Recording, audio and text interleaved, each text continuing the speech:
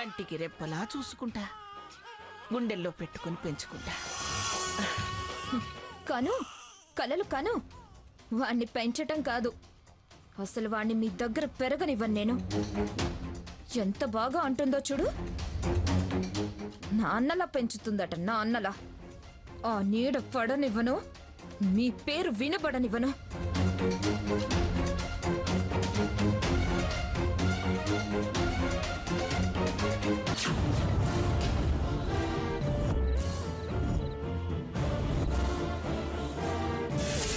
నీ కోరికలేవి నెరవేరవు. మా నాన్నకు దత్తతిచ్చి ఇంటి పేరు మార్చి నేను పెంచుకుంటాను. నువ్వు మాత్రం రావడానికి వీల్లేదు. మారదు, తన అభిప్రాయం మార్చుకోదు, నన్ను నమ్మదు, ఈ జీవితంలో అంగీకరించదు. ఎలా ఎలా స్వర్ణకి నేను దగ్గరవడం ఎలా? నా కొడుకుని ఎత్తుకుని ముద్దాడడం కుదరదా?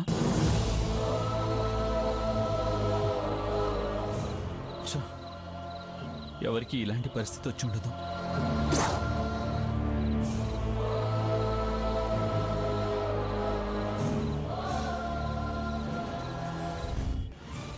I love you, Swarna. I love you. I want to see my son. Yes, I want to see. నిజంగా చెప్తున్నా స్వర్ణ, నన్ను నమ్ము. ఏం చేయాలి? నేనేం చేయాలి? మందు కొడుతున్నావురా? కొట్రా, ఇంకా బాగా మందు కొట్టి వెళ్ళు.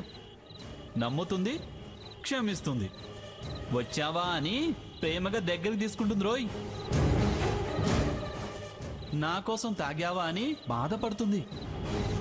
నేనంటే ఎంత ప్రేమండి అని పొంగిపోతుందిరా. షడప్! వెక్కిరిస్తున్నావా మై డియర్ అంతరాత్మ? ఎందుకొచ్చావు? ఇలా వెక్కిరించడానిగా? ఇలా ఎత్తిపోవడానిగా? కాదు కాదు, తాగి ఆలోచించకుండా అయిపోతున్నావని కొన్ని విషయాలు గుర్తు చేద్దామని వచ్చా. ఓ, ఏం గుర్తు చేస్తావు? ఏం గుర్తు చేస్తావు? ఎలా స్వర్ణను కన్విన్స్ చేయాలో, ఎలా అప్రోచ్ అవ్వాలో చెప్తావా? చెప్పు చెప్పు చెప్పు చెప్పు చెప్పు చెప్పు, త్వరగా చెప్పు. అప్రోచ్ అవటం కాదురా, అసలు నీకు ఈ పరిస్థితి ఎందుకు వచ్చిందో నేను చెప్దామని. నేనేం తప్పు చేయలేదు. నాకు ఆ విషయం నా అంతరాత్మ కూడా తెలుసు. నువ్వేంట్రా నాకు చెప్పేది? తను నన్ను నమ్మడం లేదు అంతే.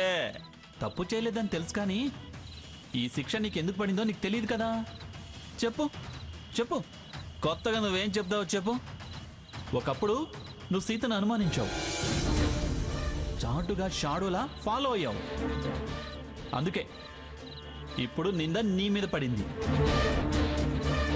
చాలా తెలివిగా అంగరక్షకుని వెంట పెట్టుకుని వచ్చావుగా. బామ్మ కాదు, నీ బాయ్ ఫ్రెండ్. సాకేత్, ప్లీజ్ ఆగండి. Don't touch me you. అమ్మా, నాన్న, అందరు రండి, అర్జెంట్.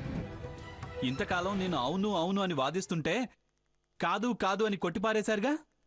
ఇప్పుడు నా అనుమానం నిజమని సాక్ష్యాధారాలతో నిరూపిస్తా. స్వర్ణతో విడాకులకి సిద్ధపడ్డావు. కథ ఇప్పుడు రివర్స్ లో నడుస్తోంది. తెగబడి హారతితో ఎంగేజ్మెంట్కి బయలుదేరావు. అందుకే ఇవాళ నీ కొడుకు నువ్వే చూసుకోవడానికి నోచుకోలేకపోతున్నావు. పాపాలు అప్పటివే, శిక్ష మాత్రం ఇప్పుడు పడింది రోయ్. ఇంక నీ బతుకింతేరా. ఈ మందు సీసాలతోనే నీ కాపురం. నువ్వింక స్వర్ణతో కలిసి బతకడం కల్లా. స్వర్ణ నిన్ను క్షమించదుగాక క్షమించదు రోయ్. నో,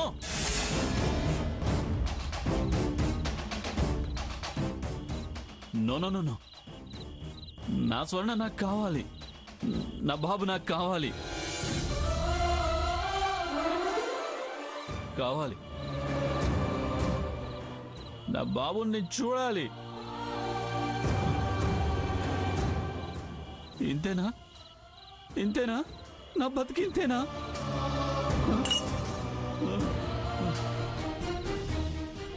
వస్తాను.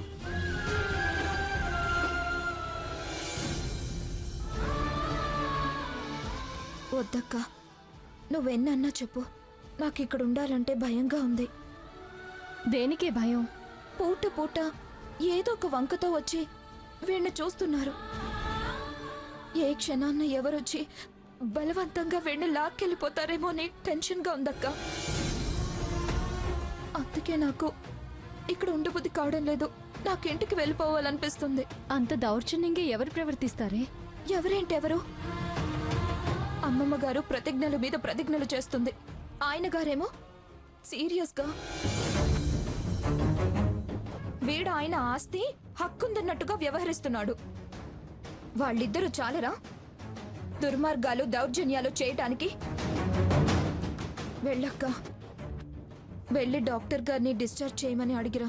సరే, అలాగే వెళ్తానులే. ఎప్పుడో ఎందుకు? నువ్విప్పుడు ముందు వెళ్ళిరా. డాక్టర్ గారు సరే అంటే కానీ నా మనసు కుదుట పడదు. ఆవిడ కుదరదు అంటే ఏదో జరుగుతుందనే అర్థం. అప్పుడు చెప్ప పెట్టకుండా వెళ్ళిపోవటమే. వెళ్ళక్క ప్లీజ్. అనవసరంగా భయపడుతున్నావే. నా భయం నీకు అర్థం కావడం లేదు. వెళ్ళక్క ప్లీజ్ అక్క. సరే, ఇప్పుడే వెళ్తానుండు.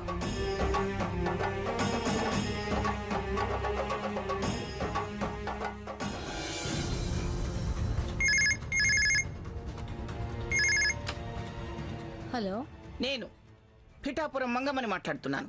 చెప్పండి మేడం. నా ముని మనవడు మనవరాలి మెడికల్ కండిషన్ ఏమిటి? Normal madam. ఒకవేళ మెడికల్ అసిస్టెన్స్ ఏమైనా అవసరం ఉంటే ఇప్పుడే చెప్పండి. ఏర్పాట్లన్నీ మా ఇంట్లో చేయండి. రేపు డిశ్చార్జ్కి ఏర్పాటు చేయండి. అలాంటి అవసరం ఏం లేదు మేడం. నేను డిశ్చార్జ్ చేస్తాను. మంచిది. మళ్ళీ అలా ఉంది ఇలా ఉంది ఆ ప్రాబ్లం ఉంది ఈ ప్రాబ్లం ఉంది అంటే నేను ఒప్పుకోను. అదేం లేదు మేడం. Thank you madam.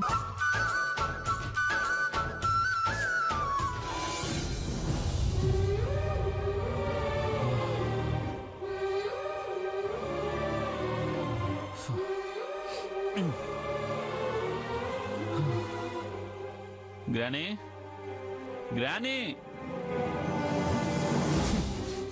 రేయ్, రేయ్, రేయ్, ఏమిట్రా ఇది? రేయ్, ఐఎమ్ స్టక్. ఏమైందిరా? ఏమిటమ్మా? తాగింది తలకెక్కింది, కాళ్ళు తడబడుతున్నాయి. పీకల దాకా తాగొచ్చినట్టున్నాడు. రేయ్, ఆ మాయదారి హారతి వదిలేనా? అది నేర్పించిన అలవాటు వదలలేదా? ఏమైందిరా ఇలా తాగి తందనలాడుతున్నావు? కొడుకు పుట్టాడని పార్టీ చేసుకున్నాడేమో. కాదు, బాధ బాధ భరించలేక గుండె పగిలిపోతుంటే అందుకని మందు జమ చేసి ఒళ్ళు వదిలేసావా? ఎంత బాధ వచ్చినా అంత తాగాల్సిన అవసరం ఏమొచ్చిందిరా? నా స్వర్ణ నన్ను నమ్మనంటోంది. నా కొడుకుని నన్ను చూడొద్దంటోంది. అది రేపు పూజలో నా పక్కన కూర్చోనంటోంది. కూర్చోదు. ఆహా, ఇలా తాగొస్తే పక్కన కూర్చుంటానందా? రేయ్, ఇలా దిగజారితే అస్సలు నమ్మదరా. ఏదో కోపంలో అంది. అంత మాత్రాన ఇలా తాగుతావా? ఇలా తాగి చెడ్డవాడు అనిపించుకుంటావా? తాగితే బాధ తగ్గుతుందని ఎవర్రా నీకు చెప్పింది? ఎందుకురా నిన్ను నువ్వే ఇలా చెడగొట్టుకుంటున్నావు? స్వర్ణ కోపం ఎల్లకాలం ఉంటుందా? అయినా మేమంతా లేమా? నచ్చ చెప్పలేమా? నువ్వు ఇలా తాగి ఆగమైతే అసలు నేను దగ్గరకే రానివ్వదురా. అంత ఆలోచన ఉన్నవాడైతే వాడు ఇలా ఎందుకు తాగుతాడు? బుద్ధి తక్కువ వెధవా. ఎస్, నేను వేదవనే. పెళ్ళంతో చీకొట్టించుకున్న వేదవని. కన్న కొడుకుని తృప్తిగా చూసుకోలేని సన్నాసిని. భర్తగా భార్య దగ్గర అంగీకారం పొందలేని బైరాగిని. ఎస్, నేను ఎదవని, పర్ఫెక్ట్ సన్నాసిని. నీ వాగుడు అలాగే ఉంది. అయినా తాగి తోలటానికి అలవాటు పడ్డావుగా. అలవాటు పడ్డాక జనం ఇలాగే అంటారు. నిన్నెంతకాలం చూడనివ్వదరా? హాస్పిటల్ నుంచి ఇంటికి వచ్చేదాకా. ఎక్కడికి పోతుందిరా? ఎక్కడ పోతుందని? ఎక్కడికైనా పోతుంది, రానంటోందిగా. రాదా? ఎందుకు రాదురా? స్వర్ణను ఎలా తీసుకురావాలో అత్తయ్య గారికి తెలుసు. ఇప్పుడే హాస్పిటల్ ఫోన్ చేసి రేపే డిశ్చార్జ్ చేయమని చెప్పమని అత్తయ్య గారితో చెప్తాను. రేపు మనం వెళ్ళి మహారాజుల నీ కొడుకుని ఇంటికి తీసుకొద్దాం. నువ్వు ఇలా తాగి తందనాలు ఆడకురా. ఏంటి, ఇంటికి తీసుకొస్తారా? అవును, తీసుకొద్దాం. అమ్మా లక్ష్మి, వీడిని తీసుకెళ్లి నెత్తిన నీళ్లు గుమ్మరించి కాస్త మజ్జిగ దాగించు. పోరాపో, వాలకం చూస్తుంటేనే అసహ్యం వేస్తుంది. అంతే, నా వాలకం చూస్తున్నారే కానీ నా మనోవేదన చూడడం లేదు.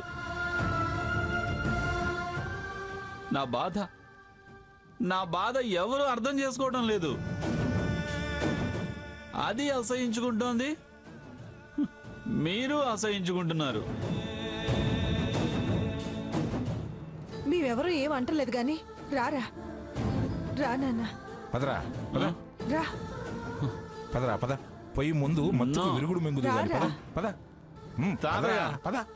నా మాట. పదరా పద. పద చెప్తాను. పద పద. పద. డాక్టర్ గారు, ఏంటమ్మా? రేపు డిశ్చార్జ్ అవ్వాలనుకుంటున్నాం. అలాగే అమ్మా, నేను సిస్టర్కి చెప్తాను, తను ఏర్పాట్లు చేస్తుంది. ఏంటి ఎంత ఈజీగా ఓకే అన్నారు? Thank you doctor. మందులు అవి రాసిస్తారుగా? డెఫినెట్గా వస్తానండి. మంచిదమ్మా.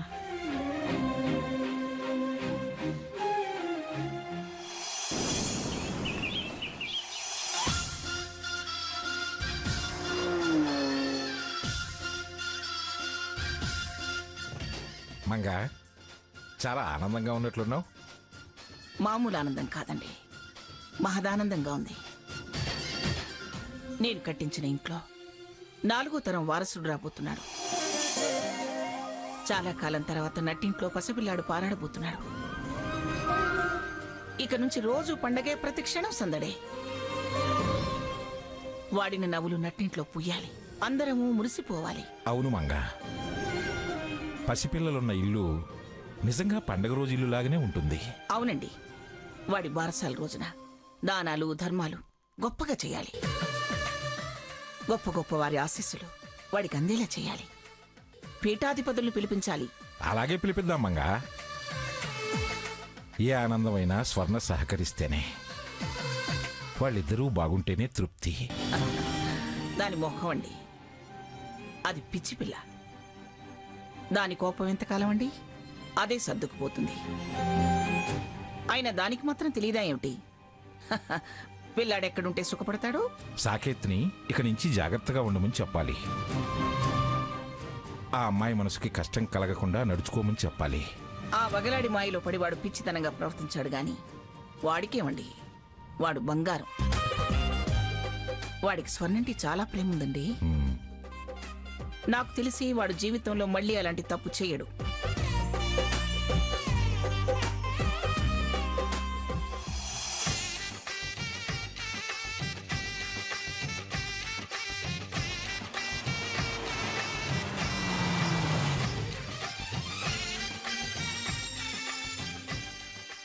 సిస్టర్, ఫార్మాలిటీస్ అన్ని పూర్తయిపోయాయా?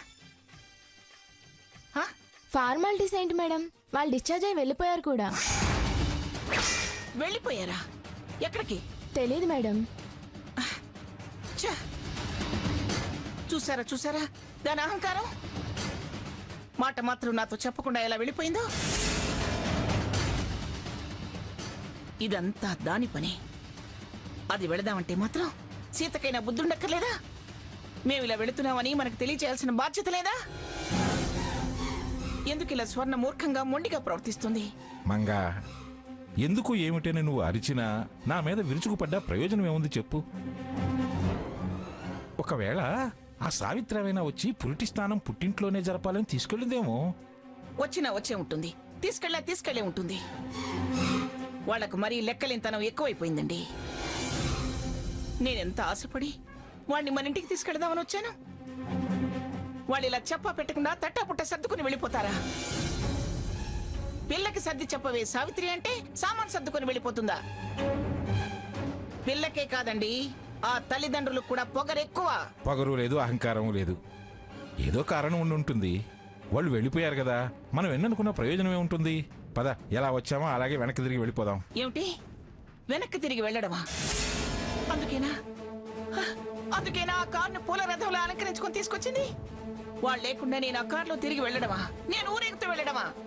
అది కాని పని, జరగని పని. పదండి, ఆ సావిత్రి ఇంటికెళ్ళి అడగాల్సిన 4 మాటలు అడిగేద్దాం. పిల్లాన్ని తీసుకెళ్ళిపోదాం. వాడు లేకుండా తిరిగెళ్లే ప్రసక్తే లేదు. అక్కడికి వెళ్ళి గొడవ పడటం బాగుండదేమో మంగా. వాళ్ళు చేసిన పని బాగుందా? మనం వెళితే బాగుండకపోవడానికి. నేను వాళ్ళు లేకుండా ఇంటికెళితే నాకెంత చిన్నతనంగా ఉంటుందండి. నన్ను వెనక్కి లాక్కుండా నాతో పాటు కలిసి రండి.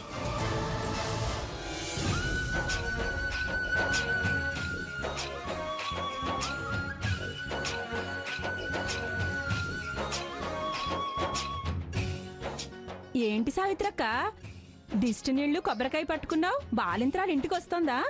అన్నీ తెలిసి ఎందుకే అలా అడుగుతావు? వస్తుంది. కన్న తల్లివి, నువ్వు వెంటుండి తీసుకురావాలి గాని దానంతటి అది రావడం ఏమిటి? దానికన్నా పెద్దది సీత, దాని కూడా ఉందిలేవే. ఎవరున్నా నువ్వు ఉన్నట్టు ఉంటుందా అక్క? ఉన్నది 2 ఆడాళ్ళం, మా తిప్పలు మేం పడతాం. నీకెందుకే? ఉన్నట్టు ఉంటుందా లేనట్టు ఉంటుందా? వెళితే కదా అంటూ లేని ఆలోచనలు కలిగించకో. సావిత్రక్క, తోడుగా ఏమైనా కొంచెం పని చేయమంటావా? చెయ్యాలనే బుద్ధి నీకుండాలి గాని రానా పోనా అని అడగడం ఎందుకే? సరేలే, ఎలాగో వచ్చాగా ఆ దిష్టి నీళ్ళైనా తిప్పుతా. అది కరెక్టేలే, నువ్వు ఖాళీగా ఉంటే నీ దిష్టే తగులుతుంది. ఆ ఇదిగో, మరి ఈ పుల్ల విరుపు మాటలకే చేసే పని కూడా చేయబుద్ధి కాదు. సర్లే, నీకు పట్టం నాకు అండం అలవాటేగా. కానీ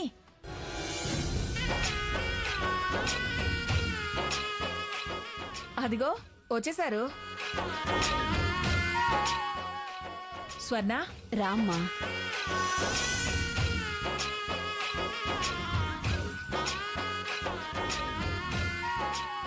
ఒక్క నిమిషం ఆగండమ్మా.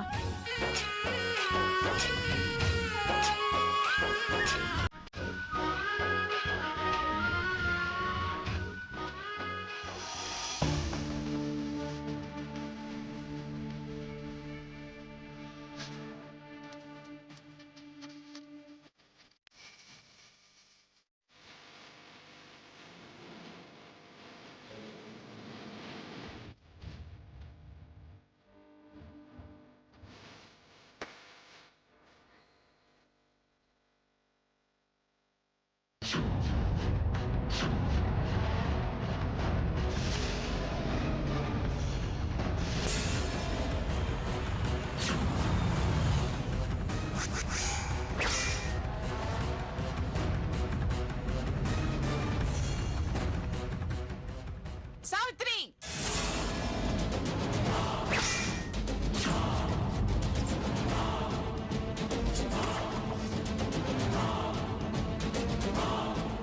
ఆహా, మంచి ఉగ్రరూపంతో వచ్చింది. ఏదో యుద్ధం జరిగేట్టుంది. వంట వండకుండానే కడుపు నిండిపోయేలా ఉంది.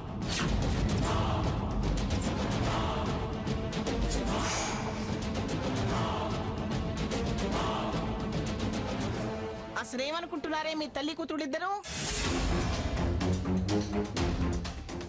మీ మనసుకేమనుకుంటున్నారు? ఎవరు మిమ్మల్ని సొంత పెత్తనాలు కట్టుకోమన్నారు? ఏమైంది పిన్ని గారు? మేం సొంత పెత్తనాలు కట్టుకుని ఏం చేశాం? అతి తెలివి పని చేసింది గాక అమాయకంగా ఏం జరిగింది, ఏం చేశాము అని అడుగుతామే.